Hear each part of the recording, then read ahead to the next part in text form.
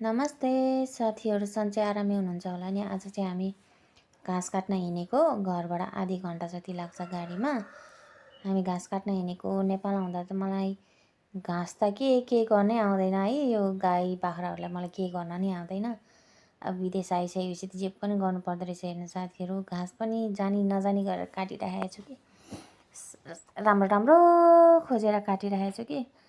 डाँडा काँडा हेर्नुहोस् न, यस्तो राम्रो छ कि सेम नेपाल जस्तै छ कि। यो मरिससमा हावा पानीदेखि लिएर होइन, एकदम नेपाल जस्तै छ कि। अनि मैले चाहिँ यो पातहरू डोरीमा हालेर मजाले भारी बनाउनलाई लाएँ कि साथीहरू।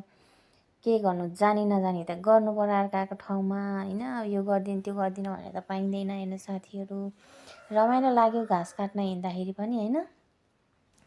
म चाहिँ भारी हालेर गाडीमा हाल्न लाएँ कि कति न धेरै नै भारी भए जस्तो गरेर टाउकोमा हालेर हिँडेको छु। हेर्नु साथीहरू, म त आफै देखेर नि छक्क पर्छु कि कहिलेकाहीँ त।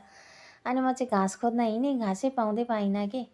अनि माथि डाँडामा पुग्दाखेरि हेर्नु साथीहरू, यस्तो रमाइलो ठाउँ छ कि सेम नेपाल जस्तै हो कि, हरियाली छ।